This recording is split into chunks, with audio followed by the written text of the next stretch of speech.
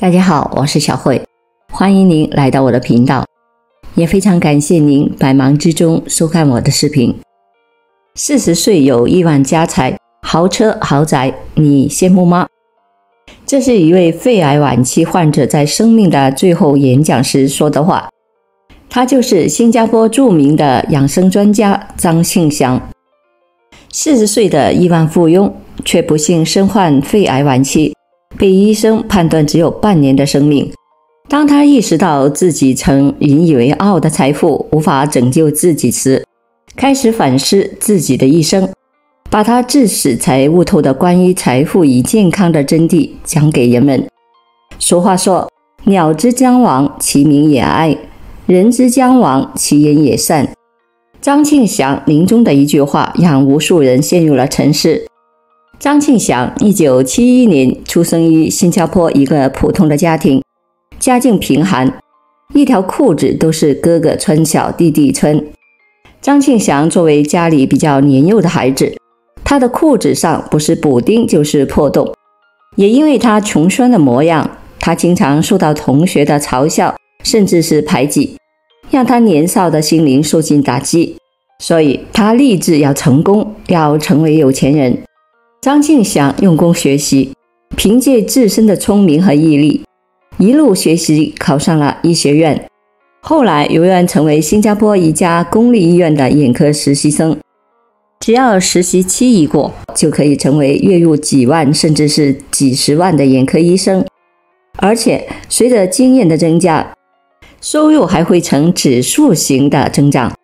张庆祥原本对自己如今所取得的成就非常的满意，然而在眼科实习时，他注意到许多医生离开了国营医院，转行到医美行业。张庆祥非常的疑惑，这么能赚钱的行业，为什么有些资历的医生都不愿意做了？后来他遇到刚刚转行不到1年的学姐，看他今非昔比的多金，才意识到相比于眼科医生需要资历才能赚大钱，医美的条件就松泛很多，不需要熬资历。于是他对自己说，他们可以，我一定也可以，我还要比他们干得更好。当时的新加坡医美行业管控和考核都是非常的严格，只需要先考取医疗行业的职业资格，然后才可以再参加医美行业的考核，而且每年都要复审人员、设施、布局等是否能够达到规定的标准，稍有不慎就可能会被责令停业整顿，甚至是直接的吊销职业资格。急于摆脱贫困的张庆祥并不在意这些，放弃实习，一心备考。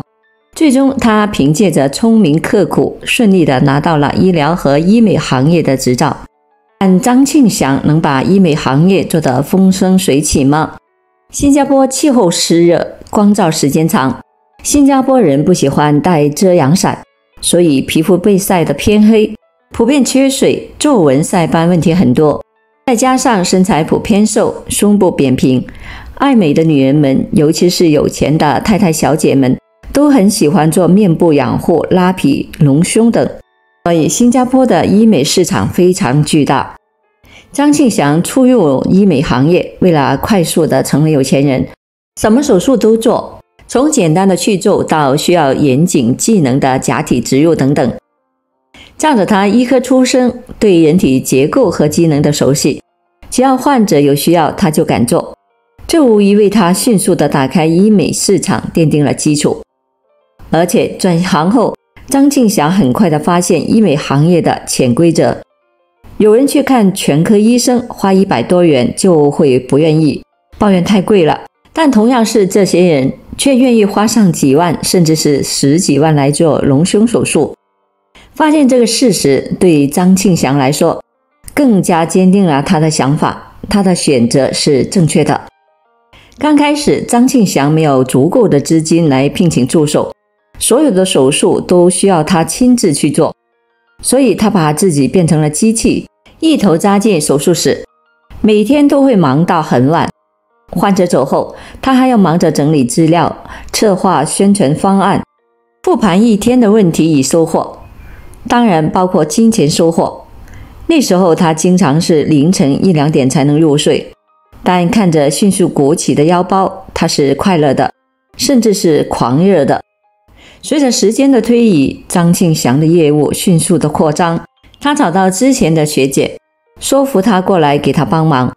之后又聘用更多的医美医生。当张庆祥名气越来越大，来他这里做手术的排队预约了，从最初的需要等待1周，到后来需要等待1个月、3个月，或者是半年。看着出出入入的患者火热的预约报名，张庆祥不是感恩患者是上帝，为他带来了信任与财富。他竟然觉得来整形的女人们都很致富，并希望她们越致富越好，自己的生活才会越来越美好。此时的患者在张庆祥眼里已经变成了行走的钞票，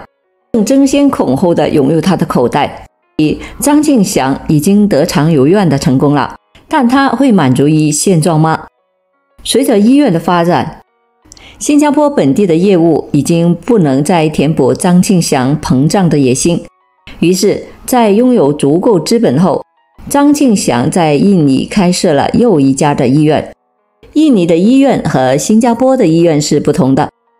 不管是装修风格、接待礼仪和充值数额等，都能够彰显出财富和身份。只有上层社会里有头有面的人物才有资格经常出入这里。张庆祥开始结交社会名流、成功人士，并试图混进他们的圈子。那时的他已经不再满足于做个有钱人，他要变成有名望的成功人士。他开始大肆挥霍钱财，购豪车豪宅，经常出入高档的餐厅和会所，还让自己跻身于他们的行列。他投其所好，很快如愿地结识了几位名门望族，并把他们变成了自己的顾客，甚至合伙人。这其中对他影响最深的是一位房地产的大亨。张庆祥了解到此人喜欢烟草和中国的古玩，为了更同频他学会了吸烟，而且花重金为此人淘来了一对鸡血石的印章。然后他们成了很好的朋友，并联手圈地建楼，抱脸跨界财富。这也让他坚信没有钱解决不了的事。时至此时，张庆祥彻底地迷失了自己，变得狂妄而傲慢。每个新年他都会驾驶豪车回老家一趟，不是为了看望亲朋好友，而是为了炫耀。因为他如今拥有了别人没有，这是他的成功。看着年少时就认识的人们投来的目光，那里面有羡慕、妒忌，甚至恨，却无奈。他很开心。他对妻子曾说过，这些穷鬼有什么资格和我交往？我的朋友都是有头有面的大人物。对待妻子，他也是王者的模样，颐指气使，因为他认为妻子的好日子都是他给的，这是他的权利。张庆祥是一个基督教徒，这是他从20岁就开始的，但在一次祈祷迟到后，他直接地告诉牧师，你把布道的时间改到下午2点，那时我也许有时间来教堂。此时的张庆祥几近疯狂，已经没有了丝毫的敬畏之心。佛家常说德不配位，必有灾殃，或许这样说有点迷信，但这其中的理却是正道。接下来张庆祥将面临怎么样的人生境遇呢？2011年的3月的一天，张庆祥在健身时，腰背部突然出现了持续剧烈的疼痛。他想可能是用力不当造成的腰肌损伤，做料理或者是按摩就应该没有事情了。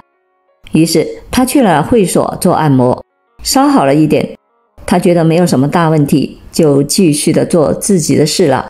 可是腰背部的疼痛并没有继续的好转，反而越来越厉害。这样张庆祥怀疑自己得了腰椎间盘突出症，去医院做了核磁共振检查。他想这下得休息一段时间了。不过他并不担心钱的问题，因为他的医院每天都有很多人去排队去送钱，这点钱对于他根本不算什么。但当他拿到检查结果后，慌了，他的骨髓出现了代谢异常。作为医生的他清楚这意味着他可能得了癌症。他再也没有心思工作和娱乐。去医院做了全面细致的检查，在等待结果时，他每时每刻都在祈祷主能够保佑他，甚至发誓只要不是癌症，他会每天虔诚地去教堂祈祷。最终，张庆祥被确诊为肺癌晚期，癌细胞遍布他的两肺，并已经扩散到他的脊椎、肝脏等。张庆祥怎么也想不到，在他人生巅峰的时刻，竟然遭遇这样的事故。他问医生还有多少时间，当得知还有6个月时，他崩溃了。他请求医生给他用最好的药，多少钱都行，但是医生无奈地摇摇头。他突然意识到自己曾经引以为傲、无所不能的财富不管用了。他躺在病床时，打量着四周，突然觉得这真是明晃晃的讽刺。前不久，他还将和他一样的患者视为钞票，此时他成了躺在病床上等死的患者。更让他绝望的是，他面对心里前所未有的恐慌时，很想得到陪伴和关怀。他打电话给妻子，妻子听到他的声音很冷漠。他想打电话给以前的亲人朋友，发现竟然已经很久很久没联系过，不知道怎么开口。他打电话给他志同道合的合作伙伴，他们此时都只是礼貌地安慰2句，匆匆挂了电话。此时的他感觉自己竟然穷得除了钱一无所有。张庆祥说，每当我睁开眼睛，真期望这只是一场梦，只要醒了就会过去。但癌痛时刻都在提醒他，他的时日不多了。张庆祥身为一名医生，还很注意健身，怎么一下子就得了肺癌晚期？难道一点儿前兆都没有吗？张庆祥回忆他创业的这些年，越来越清晰地看到，不是没有先兆，只是当时他满心满眼都是钱，忽略了一直陪伴自己的身体。张庆祥在刚刚进入医美行业忘我搞钱的时候，经常一头扎进了手术室不出来，熬夜到凌晨是常事，也时刻常会头痛、腰背酸痛，但认为是累倒了，仗着自己年轻，休息一下就好，所以不以为然。后来为了混入上层社会，张庆祥经常出入高级场所，吃喝无度，体重从原来的60公斤暴增到70多公斤，啤酒肚都出来了。但是他潜意识里是拒绝整形的，毕竟医美整形对于他只是赚钱的手段，所以他没有选择对他来说极其方便的吸脂手术，而是坚持每周5次固定时间的健身，体重有所下降，但轻度脂肪肝一直都在。自从他学会吸烟，陈其嗓子经常的干痒咳嗽，但他认为吸烟的人有点咽炎很正常，这是医生给自己做出诊断的好处。如果那个时候就注意体检的话，会不会有不一样的结果？张庆祥看着病房的天花板，悠悠的自语。可是世上没有如果，当生命开始进入倒计时时，张庆祥会怎样度过生命最后的时刻呢？绝境生花一词或许可以用来形容张庆祥。绝望中的他开始反思自己过去的所作所为，他不想留下太多的遗憾，于是他向妻子、亲人、朋友们一致的以真诚的歉意，鼓励同命相连的病友一起同病魔斗争，并成立互助基金，帮助和他一样遭受苦难的人们。他还趁病情得以控制间隙演讲，他想让世人通过他最后的醒悟得到一些启示。张庆祥说，过去的我太愚笨，把自己快乐建筑在金钱之上，忽略了亲人朋友。其实我的财富、豪车、豪宅都不能带给我安慰，相反，当我放下以前的偏见，和家人朋友沟通时，才能够得到安慰和力量。